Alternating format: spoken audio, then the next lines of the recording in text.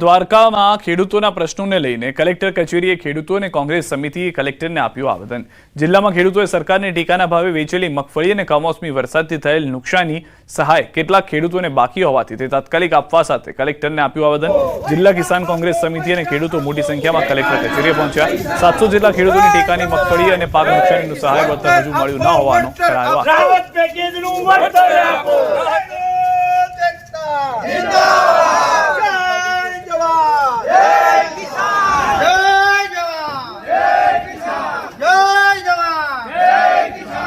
राज्य सरकारना प्रवक्ता मंत्री અને કૃષિ મંત્રી કમોસમી વરસાદ ઓક્ટોબર મહિનામાં પડ્યો અને એ નવેમ્બર મહિનાથી સરકારે ખેડૂતોને પૈસા આપવાના હતા।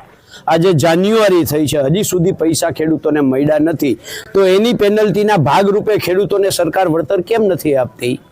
એવી જ રીતે રાજ્ય સરકારના પ્રવક્તા મંત્રી શ્રી અને કૃષિ મંત્રી જીતુભાઈ વાઘાણીએ કહ્યું હતું કે જે ખેડૂતો ટેકાના ભાવે મગફળી આપશે એમને 7 દિવસની અંદર પૈસા મળી જશે। એને આજે કોઈ ખેડૂતોને 33 દિવસ, કોઈને 43 દિવસ, 52 દિવસ, 2 મહિના થયા છે, આજની તારીખમાં પૈસા મળ્યા નથી। રાહત પેકેજના પૈસા ક્યારેક હપ્તે જમા થાય છે, ક્યારેક મૂરે થતા નથી। ઘણા એવાય છે અમે, અને મારે પોતાના 2 ખાતા છે જે કલ્યાણપુર યાર્ડમાં જે નાખેલી છે અમારી મગફળી, આજ 1.5 મહિનો થઈ ગયો પણ 1 પણ રૂપિયો આવેલો નથી। એવો મારા એક તો ઠીક છે, હું તો એક છું, પણ એવા તો મારા જેવા મારા ગામમાં ઘણા બધા છે જે પૈસા કોઈને આવતા નથી।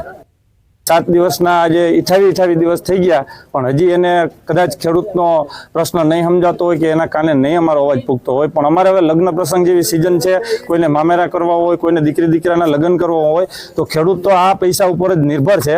તો સરકારને મારી વિનંતી કે જેમ બને એમ વહેલી તકે ખેડૂતના પૈસા આપી દે।